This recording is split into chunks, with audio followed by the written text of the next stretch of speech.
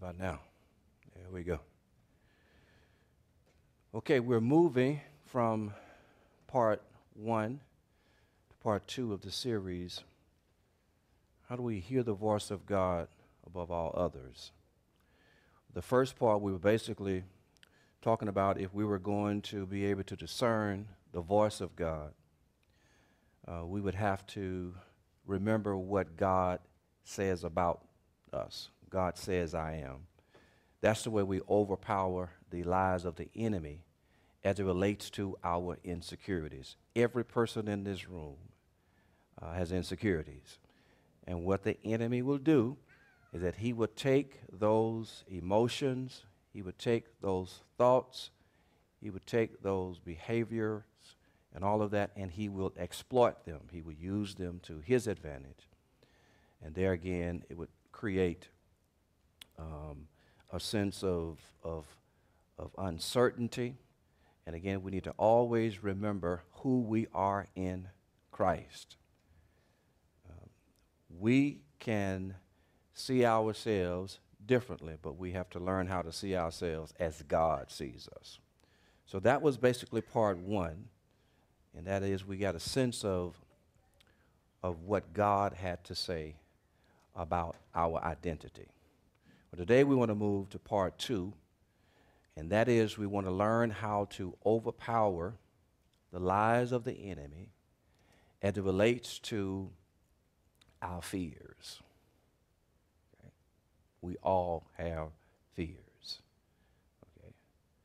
So and I'll tell you how we're going to do that at the end of the Bible study.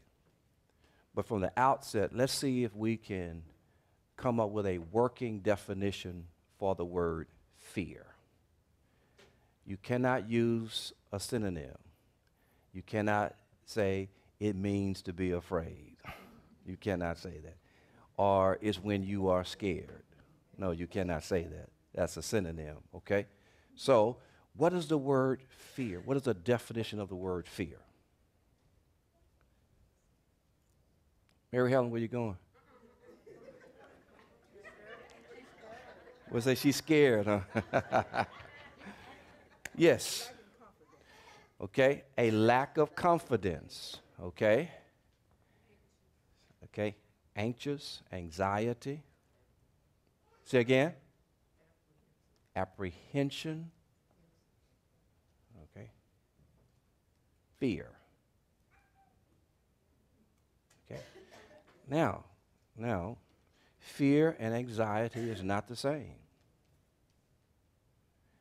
Apprehension and fear is not the same. Take no thought of tomorrow, what you will eat, drink, wear, etc. That's anxiety. Okay? Okay? It's not the same as a lack of confidence. Fear. Think about it. Fear is a feeling. Right? Yes. So that's all I'm going to say, feeling. Now you take it from there. Say again? A negative emotion. So then what do we do with the good fear that the Bible talks about then?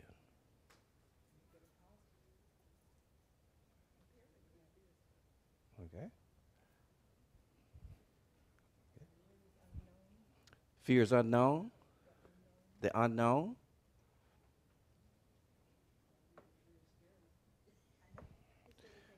So you said fear is the unknown. You can fear the unknown, but the unknown is not a definition for fear. Let's work with this. Fear, okay, is a feeling of alarm caused by, you got it? A feeling of alarm caused by the expectation of danger. Danger.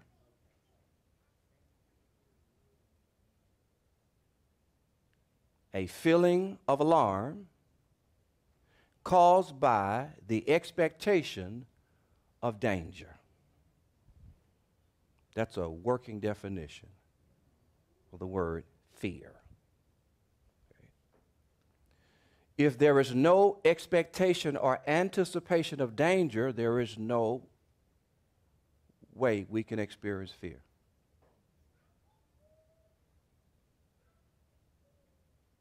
Do you agree with that?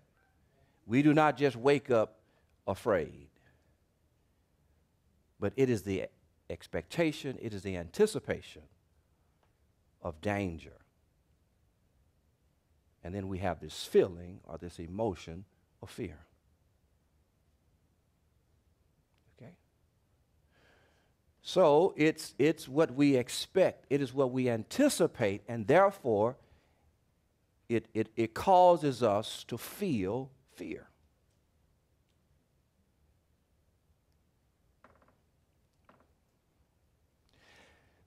If I take a flight to New Jersey, I'm afraid the plane might crash. So this is expectation, anticipation of danger. I am not going to the doctor. Is the expectation, anticipation of danger.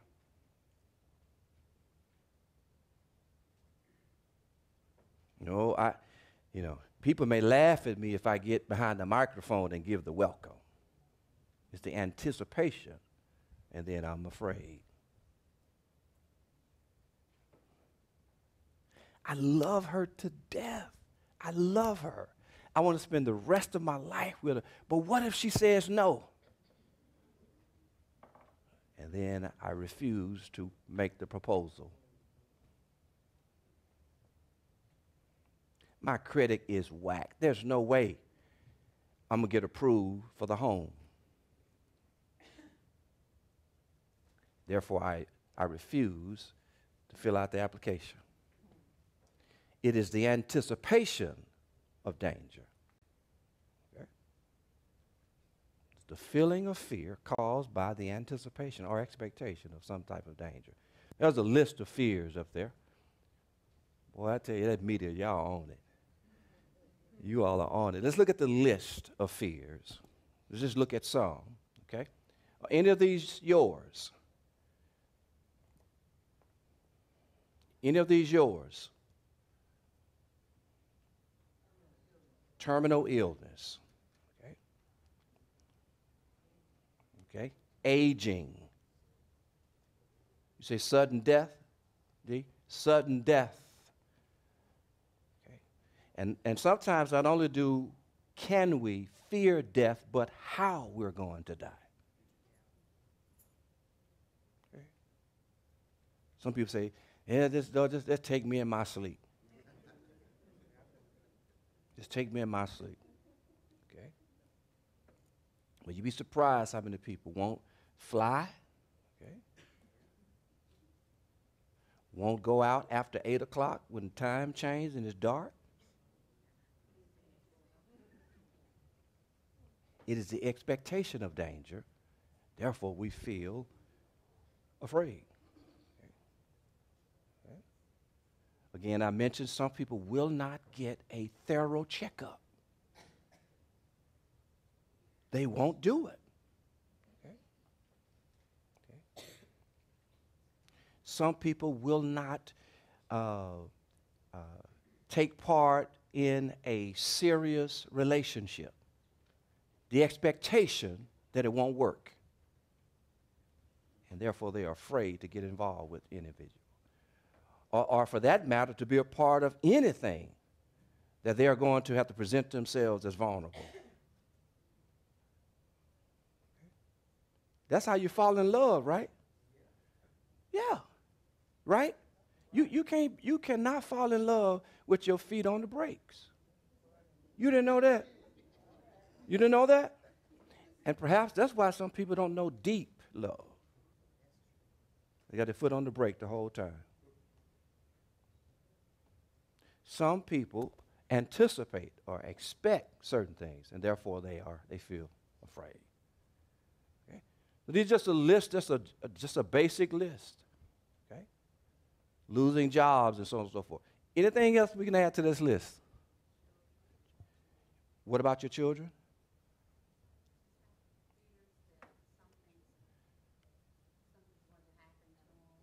Yeah. That phone ring about 3 in the morning. We know it is not somebody saying, "What you doing?" I was thinking about you. That is not the type of call we get that early in the morning, is it? And don't let you can see call ID on there. Baby, you all right? You good? Yeah. Kids away and all that kind of stuff, right? Okay. So it's the anticipation. It's the expectation of danger. We expect it. Yeah. Any other dangers or fears? Job promotion. Yeah. Yeah. I'm not going to even apply for it. Last time I was qualified, and they didn't give it to me. What's going to be different this time? And we won't put in for it. Fear. Okay. Any other fears?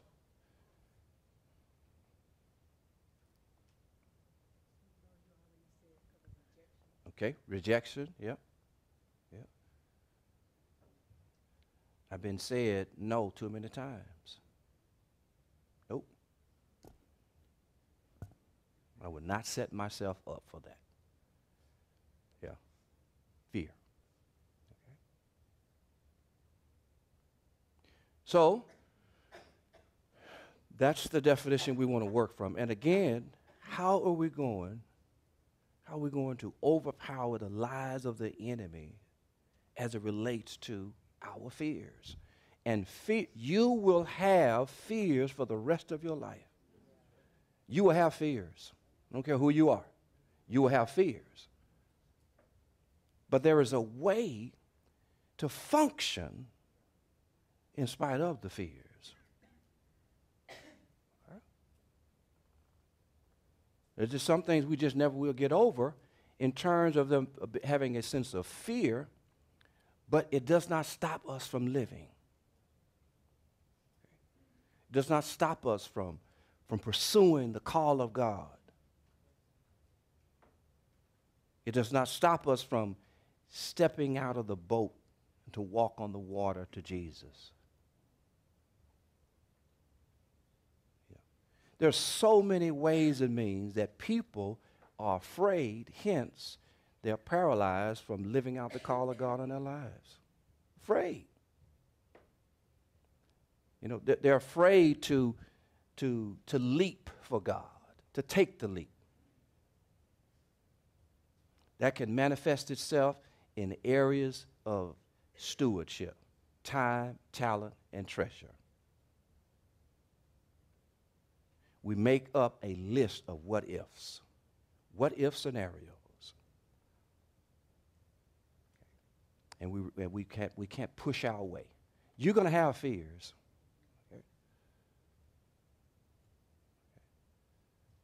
Okay? In the area of talents, there are many people who refuse to get involved in the life of the church. They have fears. Well, what if I don't do it right? I mean, you know, everything else that I've tried to be a part of didn't work. So what if? And they refuse. They can be, you can be a member of a church for years and not be involved. Years and not be involved. Can be a part of a church for years and not give as you ought. Have those what if scenarios. Well, what if I lose my job? No, I got to save. Fears.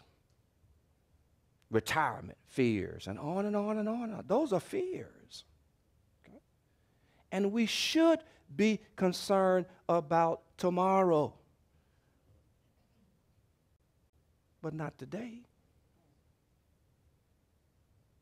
not to allow it to take so much of today that we cease to live for God one day at a time, and on and on. So it can manifest itself in that. Fears. Okay? So how do we do this? How do we come to this place of understanding that we will have fears, but there is a way to live this life God has called us to, and to take the risk, the chances that comes with walking by faith and not by sight. We do not walk by sight. We walk by faith. Right? Okay. So let's move to this next category. Okay. Is there a statement of summation there? Yeah. Let's read that together. I wish I could have come up with that, but I didn't come up with that. Let's read it out loud. What are the doors that remain closed because fear has posted "do not enter" signs in certain hallways of your heart?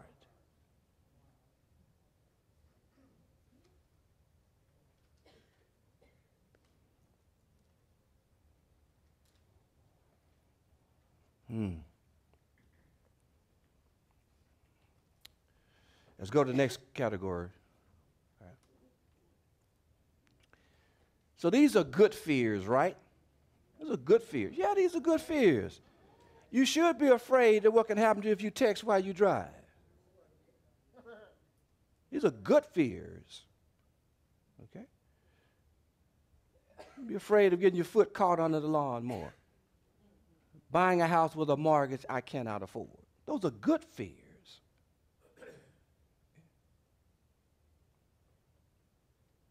Now, these are good fears because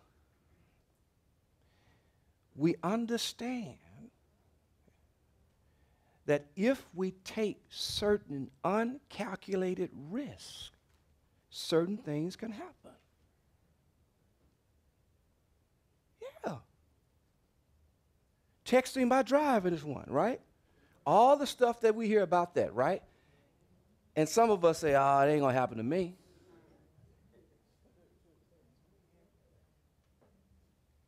And so some of us take the chance. Glenn? Hey, brother, would you give her that mic? When you have comments, we're gonna get the mics to you. Would you give her that mic, please? No, I wanted it on recording, though. Just in case I got some trouble out of you, I got it on recording. Go ahead, Glenn. Thank you, sir.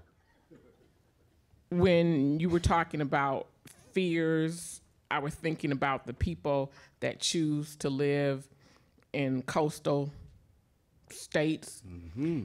And in California, there's earthquakes. Mm-hmm. And obviously, these people don't fear because they keep building and they keep staying. And I say to myself, I don't think so. Once, that's it. But people do this 2 and 3 times. So if you could speak on that, why do people, it's a fear, it's a possibility, it keeps happening, but people keep building and saying, I'm going to stay here. And I think about living in Michigan, and we don't have, so to speak, bad weather, but we know we can have tornadoes, but for the most part, we're kind of cushioned in the valley and what have you, but I just don't see how people continue to live. Right. Great question. Now, here's the thing. That is one of your fears, but not theirs. Think about this, how many people won't come here because they're afraid of the snow. So we all have fears that may not just be the same one.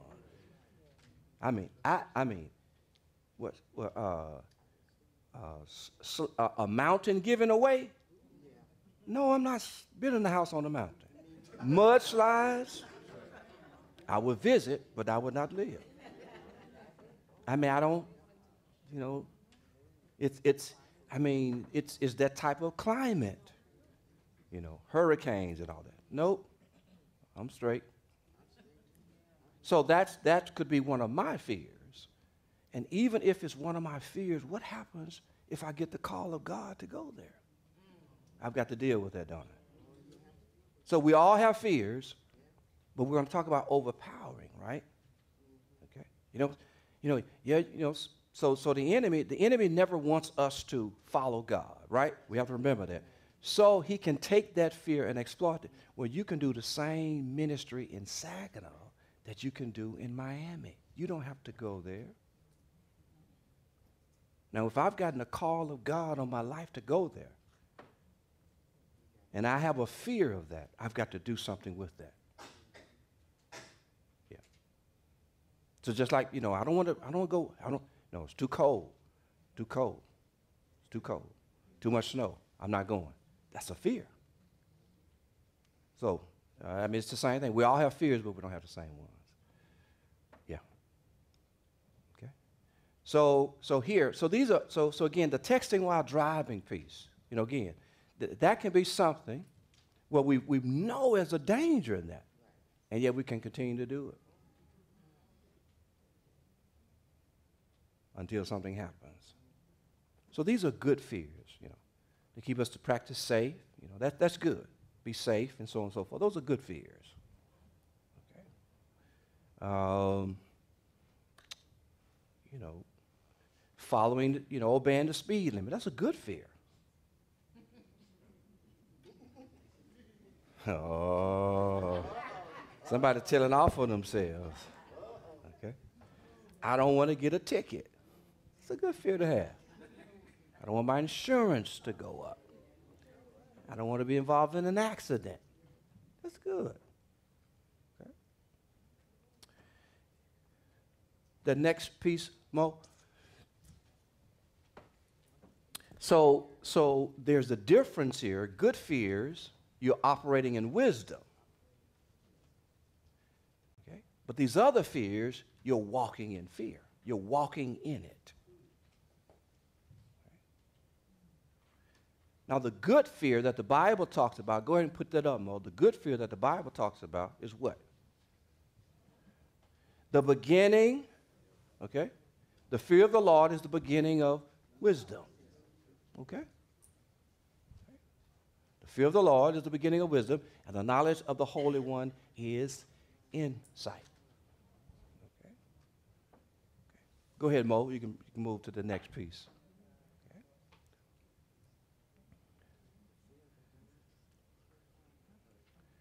So here is the fear of God. Look at this. This is the fear of God. The fear of God is being terrified of ever being outside of his protection.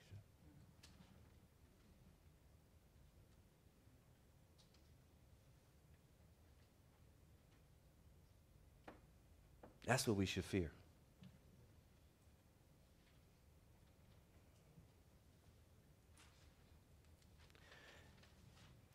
Have you ever taken any bad risk and you experienced the consequences?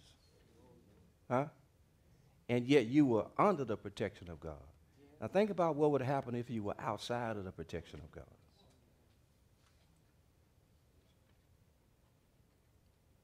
Okay. Think about that. So the fear of the Lord is operating in wisdom. Okay? The fear of the Lord is the beginning of wisdom. Okay? And we come to understand who God is and how our lives would be without God. And we don't want to live a day outside of his protection. We don't want to live a day without him.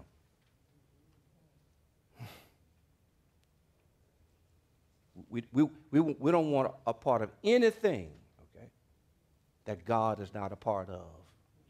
We don't want it. We are afraid to be outside of the protection of God. And you know what? We just don't know how far-reaching the protection of God is. We don't know. Because I think about my life, and I have been way out there. And God has spared my life. Okay? We don't know. We don't know. But we have seen experiences where people have gotten out there and didn't make it back. Okay? We've seen that. So then that's why it's just nothing to play with, is it? Because we just don't know. We just don't know. You and I can make some investments that God is not a part of. And what? Crash and burn. Sure we can. You and I can take some jobs that God did not assign to our lives. Can't that happen? Sure it can. Okay? It can happen. And so what happens is we're a bit more sensitive to the voice of God. God, is this of you? Or is it just me following? You know, is this just me making my own choice and decision? Is this an assignment from you? Or do I just want this job so bad? Do I want this home so bad? I want this car so bad. Is this you? And then we get it, and we don't have joy. You ever got something that didn't have joy?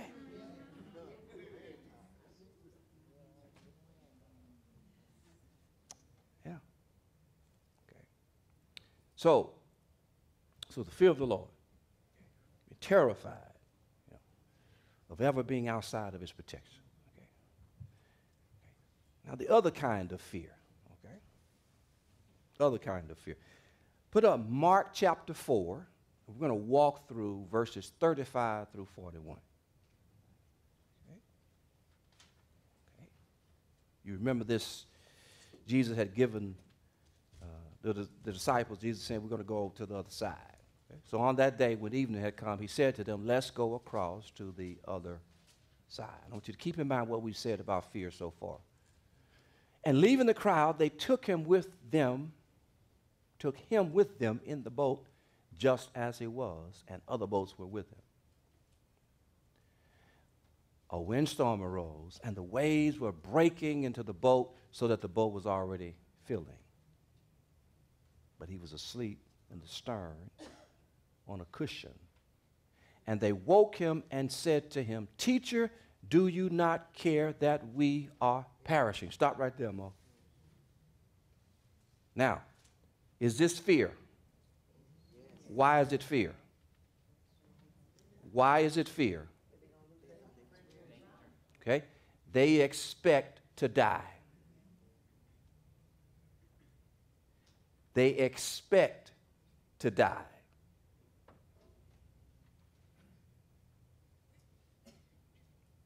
Okay?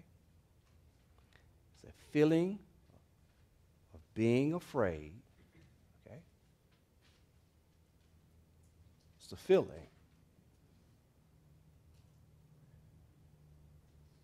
They're expecting danger. Okay? That's where they are. This is fear. Okay? Okay, now go to the next one. And he awoke and he did what? Rebuked the wind and said to the sea, Peace be still. And the wind ceased and there was a great calm. Stop right there, Mo. What did Jesus do once he was awakened? What did he do? All right, it's right there. Yeah. Okay. Did he speak to the disciples? No, he did not. He did not. Okay. He did not speak to them. He spoke to the elements. Why would he speak to the elements? Could it be that they were more afraid of the elements than they had faith in him? Well, did their fears, did they give more weight to their fears than to Jesus' ability to take care of them? Yes, they did. Yes, they did. Yes, they did. So Jesus knows at this particular time, okay, that they really don't understand who he is.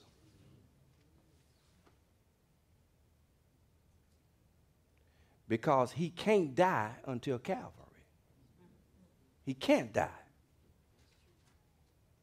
He's Lord. Which means everything in creation is beneath him. Everything in creation is beneath him. But where they are currently, the creation has more power than the creator. So they bow to creation. Okay? And they have mixed emotions, doubts, and all of that about the creator. And the creator is in the boat with them. God. The creator is with them. He's not on the shore telling them to come on. I got you. They are so overwhelmed with what could happen, they forgot what Jesus said was going to happen. Let's go to the other side. This is why it's so important to be able to discern what thus said the Lord. I told you, let's go to the other side. That's all we need to know. And lo, I am with you always. That's all you need to know. Follow me. I didn't tell you where we're going. That's all you need to know. Follow me. You will go through the fire, but you will not be burned. You will go through the flood, but you will not drown. That's all you need to know. That's all we need to know. Okay? It is hard, but it is not impossible. You are absolutely right. It is not impossible. Faith is hard. It is not impossible. And we have to make the... See, fear is easy. You just go with how you're feeling. But God has not called us to that. He's called us to a life of faith. And whenever you and I are not walking by faith, you and I should be able to put our hands on how are we walking by faith. We got to be able to put our hands on it. And sometimes it is in your serving that you're walking by faith. Sometimes it is in your giving that you're walking by faith. Sometimes it has been your being still that you're walking by faith. Sometimes you're being quiet, you're walking by faith. God hadn't said anything lately, so I'm not doing anything. It takes faith to be still. Does it not? Yes, it does.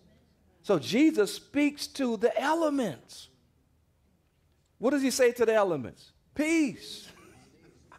Be still, right? And what did the winds do? And that was a great calm. Now, there was a calm around them because they were disquieted on the inside. They were all over the place internally.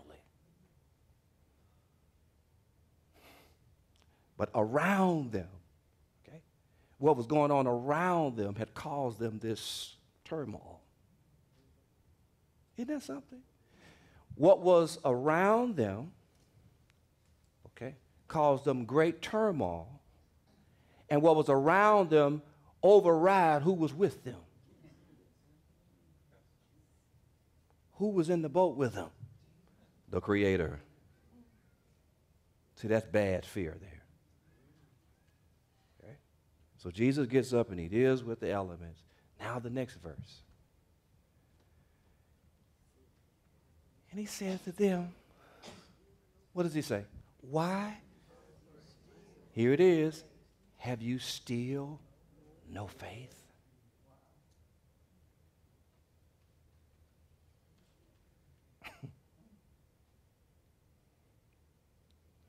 They expected to die. They expected not to live. And Jesus is with them. Let's go to the other side. Let's go. I'm with you. Calvary hadn't happened yet. The only way he would die is Calvary. Right? Absolutely. But all this is going on around him, inner turmoil, and he is right there with him. And so he cuts right to the chase. Why, go back 1 second, Mo. Why are you so afraid?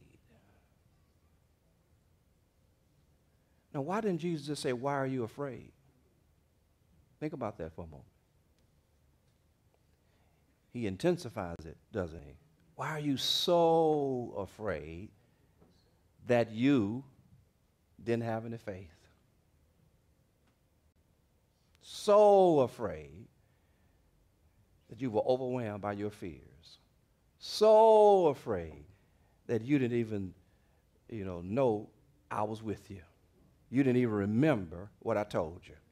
You've forgotten all the miracles. No faith. Okay.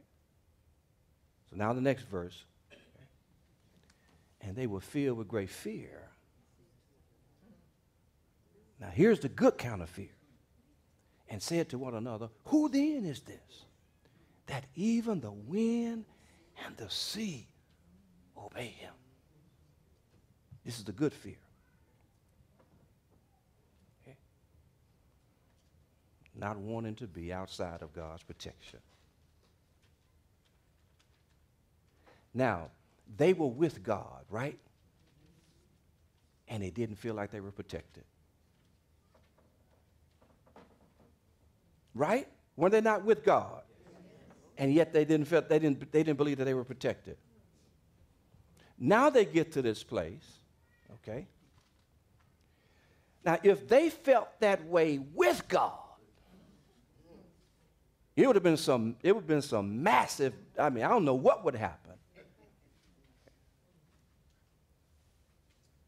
had Jesus not been with them.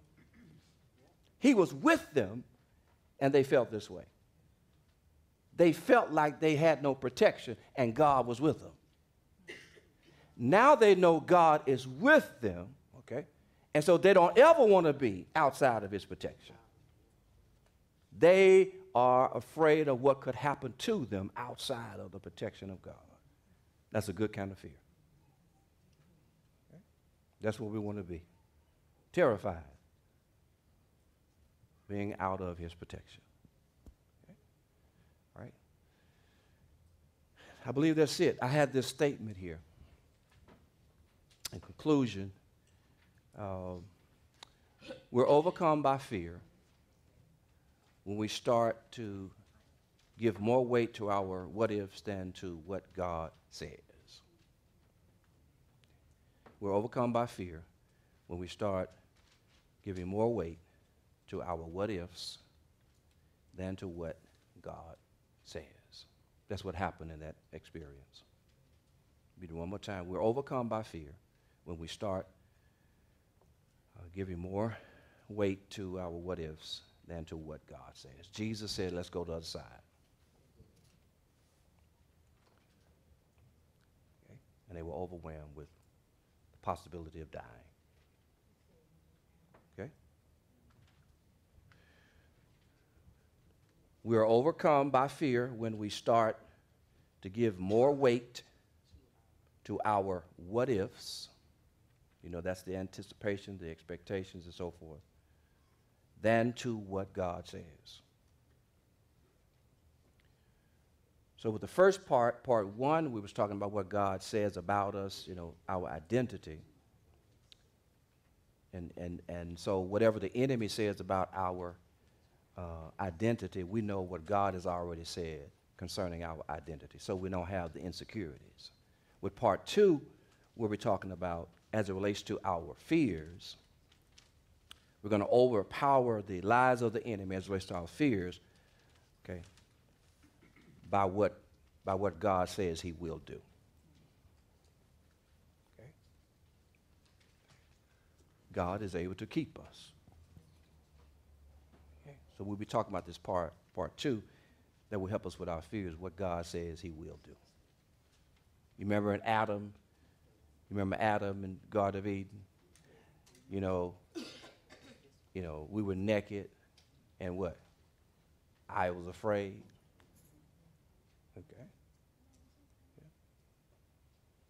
I was afraid. Yeah. Anticipation, expectation of danger. So he feels afraid. With this new revelation, okay. Had they had clothes on before? No. No, they were fine. Before the coming of sin, they were not afraid. After sin, realized they had no clothes on, so now they are afraid. Mm-hmm. Yeah. Okay. Any questions about today? Fear, yes. Get on the mic, please. Get on the mic, please.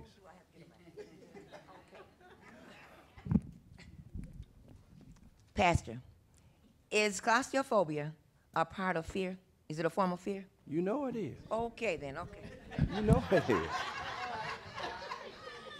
Yeah. It is a phobia. It is. Yep, it is. Any other questions about today and where we're going? Yes, sir. Could you get on the mic, please, for the sake of recording? Thank you. Thank you, sir.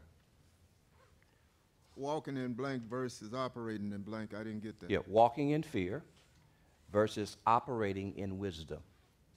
Walking in fear, that's what we do not want. We don't want to be living in fear, but we want to operate in wisdom. Okay.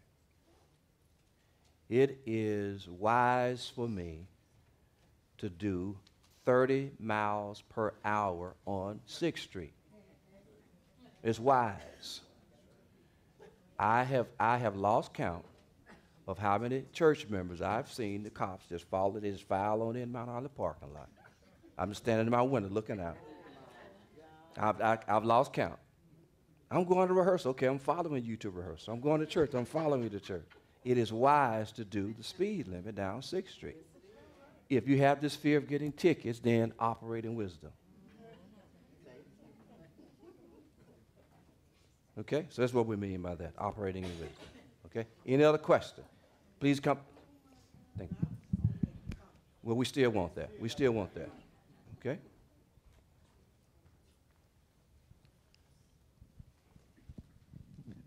Pastor, I was thinking, actually, officer told me this. When you're driving 1 degree over the speed limit, you are breaking the law. Yep. And they could give you a ticket if they wanted to, but a lot of time they won't do it. Mm-hmm. So we need to stop breaking the law.